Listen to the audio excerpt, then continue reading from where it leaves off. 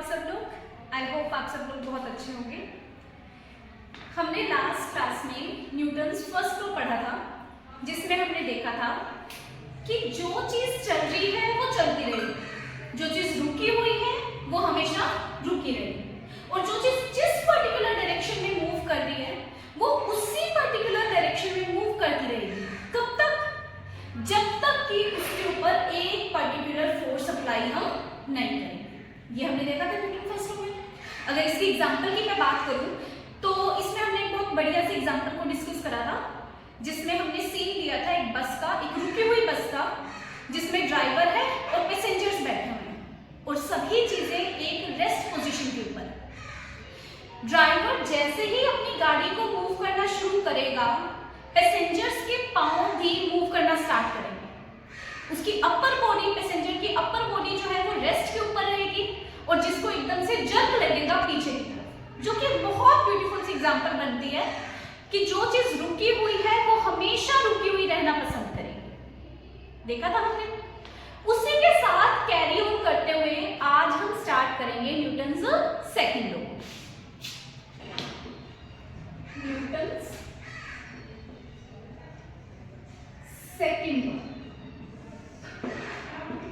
Newton ji आए थे। Newton जी ने 3 लॉज दिए थे अपने, Newton's first law, second law and third law. First law discuss करा, आज हम स्टार्ट करेंगे न्यूटन्स सेकंड लॉ के साथ। न्यूटन फर्स्ट लॉ में हमने एक चीज देखी थी कि अगर किसी भी बॉडी की वेलोसिटी को हमें चेंज करना है तो हमें एक पर्टिकुलर फोर्स को अप्लाई करना पड़ेगा। चाहे बॉडी की वेलोसिटी को चेंज करना है, चाहे बॉडी की डायरेक्शन को चेंज करना है, हमें एक फोर्स को अप्लाई करना पड़ेगा। सेम उसी फोर्स को आगे डिस्कस करते हुए हमने न्यूटन सेकंड लॉ के ऊपर बात छेड़ी है। न्यूटन सेकंड लॉ की अगर मैं बहुत एग्जांपल दूं, एक बेसिक सी एग्जांपल से अगर हम स्टार्ट करें, लेट्स से हमारे पास एक गाड़ी रखी हुई जिसका कि मास कुछ m है और जो कि इनिशियल वेलोसिटी कुछ u के साथ मूव कर रही है। हमने क्या करना है? हमने इसकी वेलोसिटी को चेंज करना है। अगर बॉडी की वेलोसिटी को चेंज करना है तो हमें कुछ ना कुछ फोर्स को अप्लाई करना पड़ेगा। तो अगर इस बॉडी की वेलोसिटी u को हमें चेंज करना है, उसके लिए हम बॉडी के ऊपर एक फोर्स अप्लाई करेंगे। एक F नाम की फोर्स हमने बॉडी के ऊपर अप्लाई करनी। फोर्स अप्लाई करने से क्या हुआ? ये गाड़ी जो पहले u वेलोसिटी के साथ मूव कर रही थी, अब यही मास m की बॉडी किसी वेलोसिटी v के साथ मूव करने लग गई। इसका मतलब क्या हुआ? With the help of this force, we have changed the velocity of this particular car. Change in velocity को हमने फर्स्ट चैप्टर मोशन के अंदर पढ़ा था। हमने क्या बोला था? That change in velocity with respect to time is known as acceleration. Very good. Acceleration is equals to change in velocity upon Am I right? Change in velocity मतलब final velocity minus initial velocity upon time. Let's say ये जो हमने first case देखा था, इस time पे body किसी 0 second के ऊपर रखी हुई थी। हमने फोर्स अप्लाई करी और कुछ t टाइम लगा कि इस बॉडी ने अपनी वेलोसिटी को चेंज कर दिया। इसका मतलब क्या है? कितने टाइम में बॉडी ने अपनी वेलोसिटी को चेंज करा? कुछ t सेकंड के अंदर बॉडी ने अपनी वेलोसिटी को चेंज कर दिया। यहीं से एक्सेलरेशन की वैल्यू क्या आएगी? Final velocity is v minus initial velocity is u। Body को टाइम कितना लगा चेंज होने में? t minus 0 second, that is t second. तो बॉडी की एक्सेलरेशन की वैल्यू आ गई हमारे पास v minus u upon t। यही सेम फॉर्मूला अगर आपको याद हो हमने फर्स्ट चैप्टर में करा था, जहां पे हमने मोशन के ऊपर स्टडी करी थी। इसी चीज को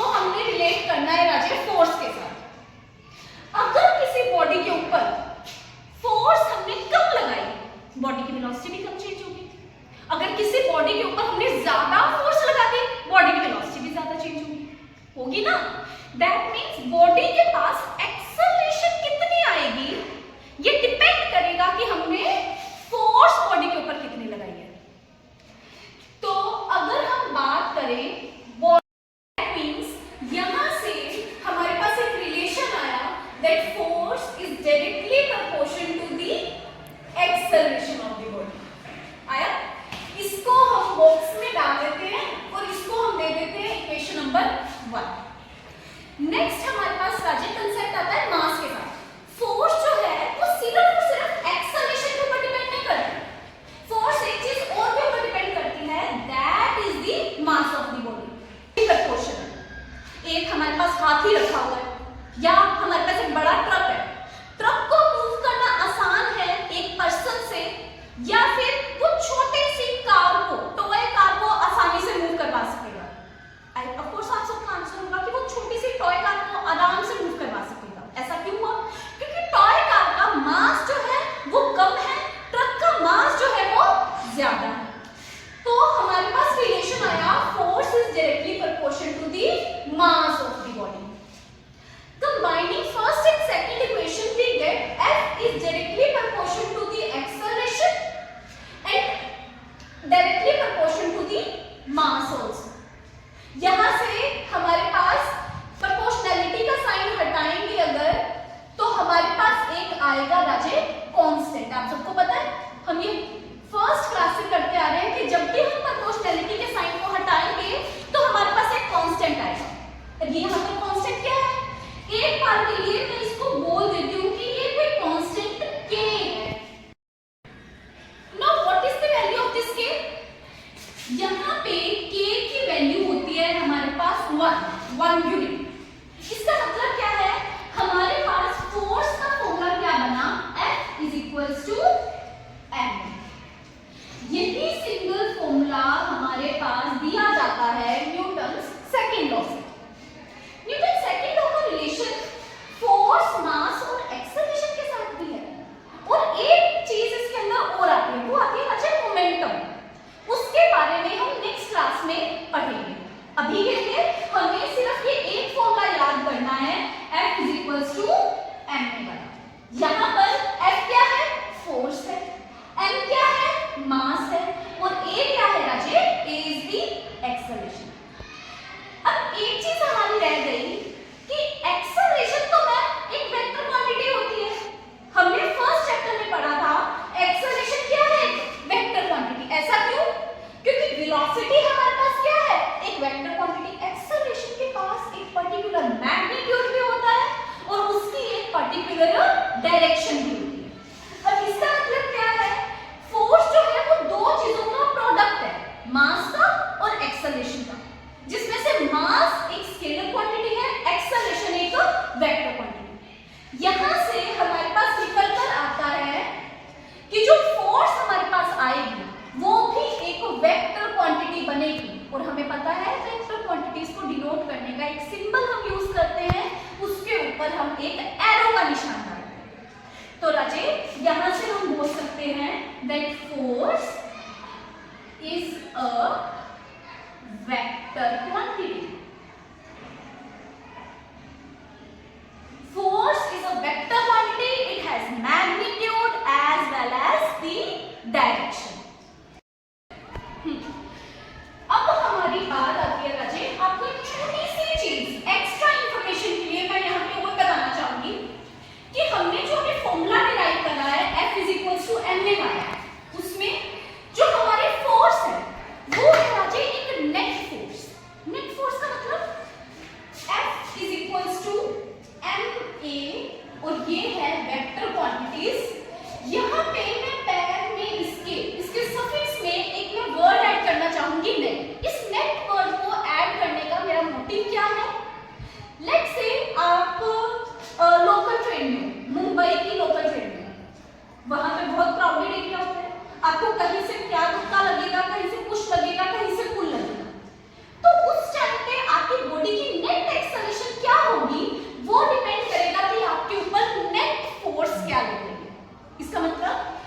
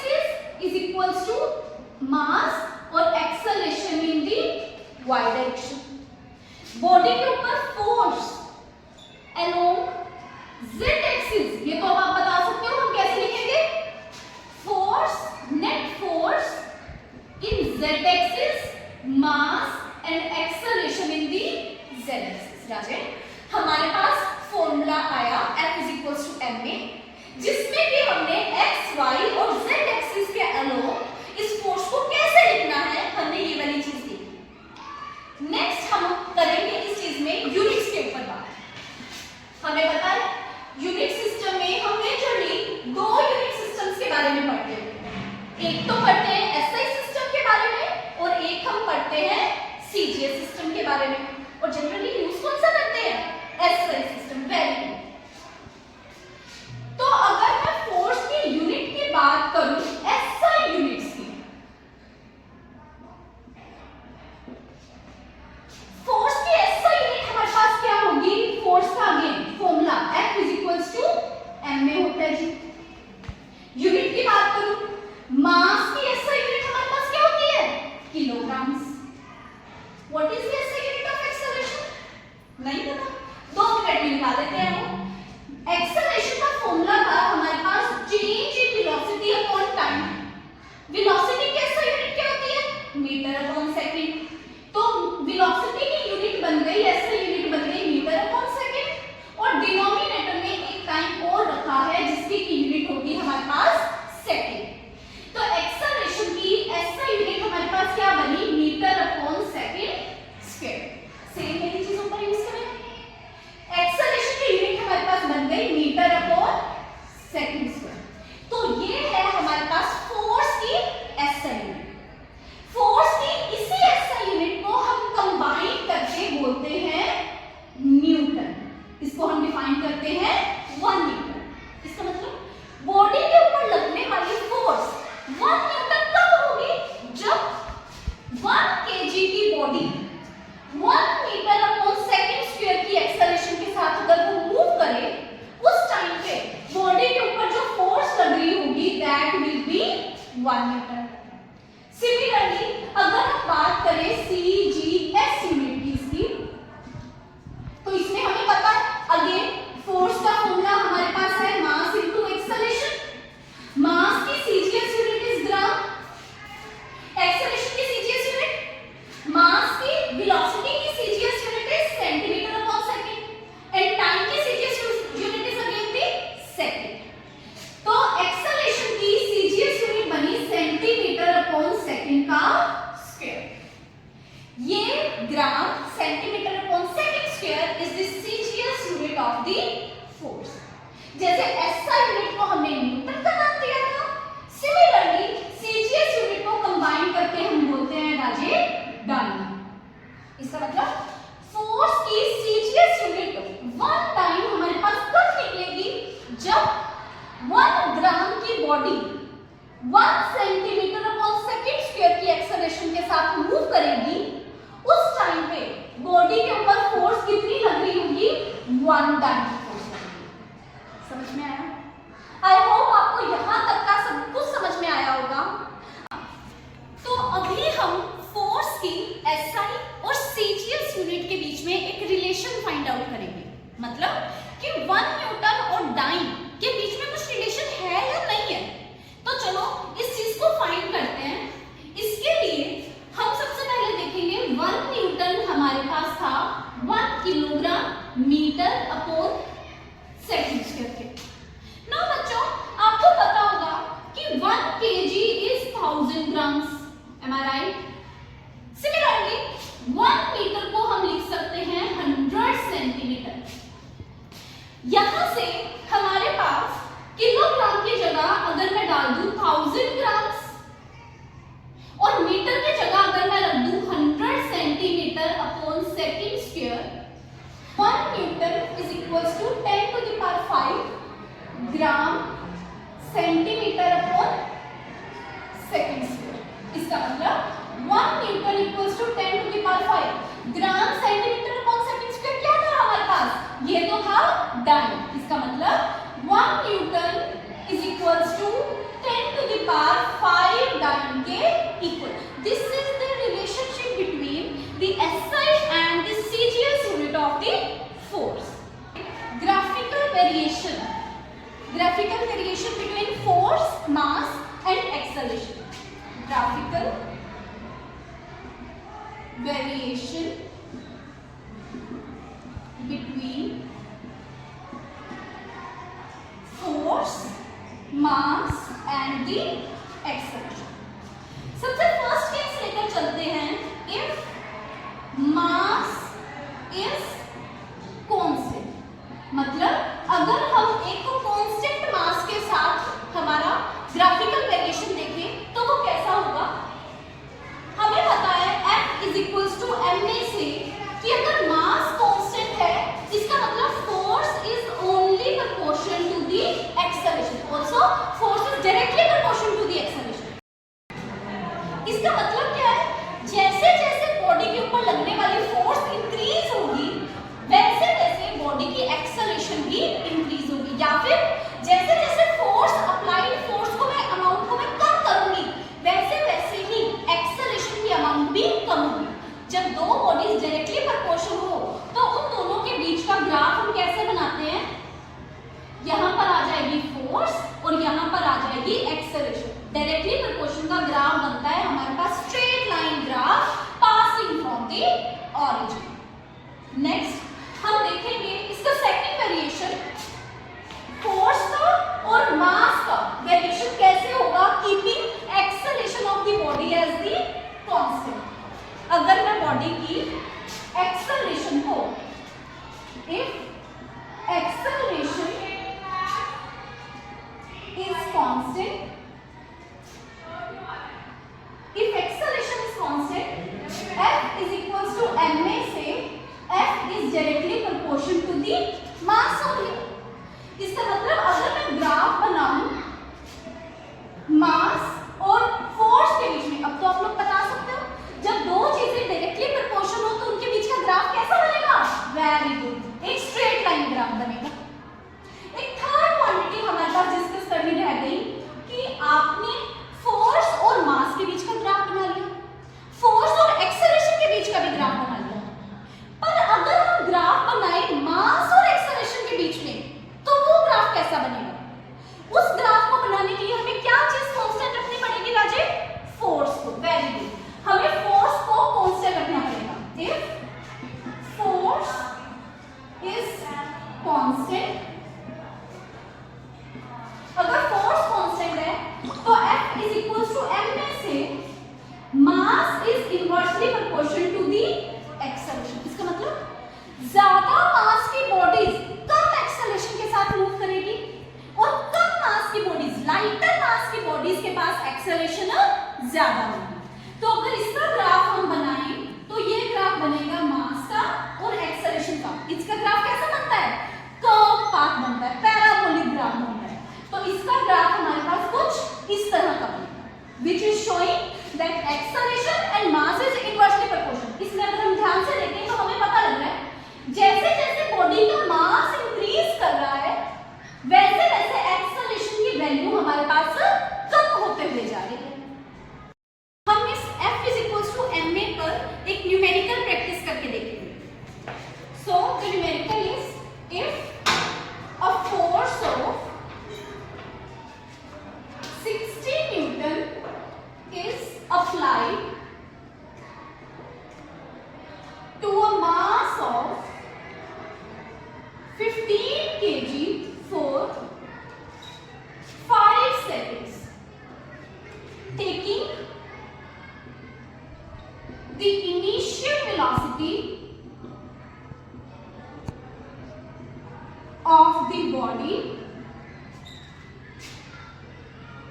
as 0, find the final velocity of the body।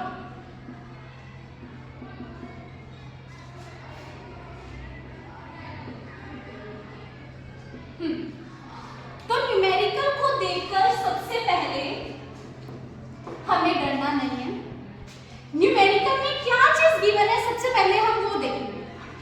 Given conditions हैं हमारे पास, if a force of 60 newton, that means हमें फोर्स की वैल्यू गिवन है 60 newton, is applied to a mass of 15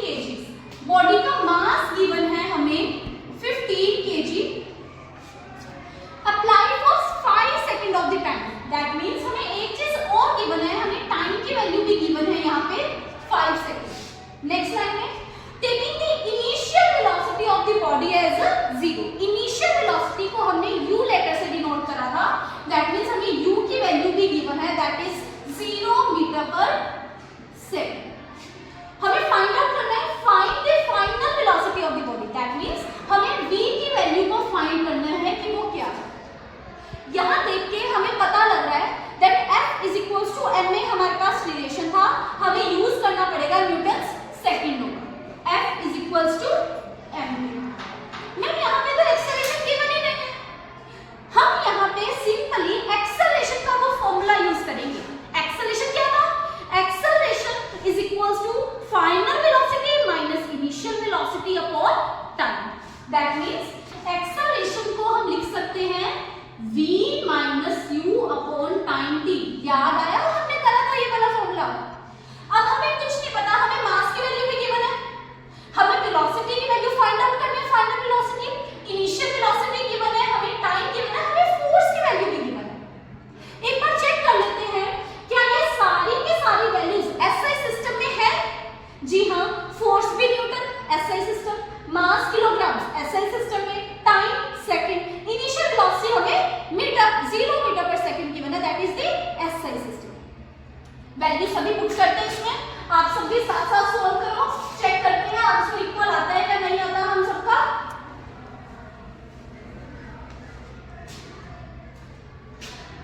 force की वैल्यू हमें गिवन है 60 इज इक्वल्स टू, मास हमें गिवन है 15, फाइनल वेलोसिटी बॉडी की हमने फाइंड आउट करनी है, इनिशियल वेलोसिटी हमें गिवन है 0 और टाइम हमें गिवन है 5 सेकंड्स का। इसे सॉल्व करते हैं। 60 इज इक्वल्स टू, क्या मैं यहाँ पे 3 लिख दूं, v minus 0, 60 upon 3 is equals to v minus 0 is v, velocity only, final velocity only.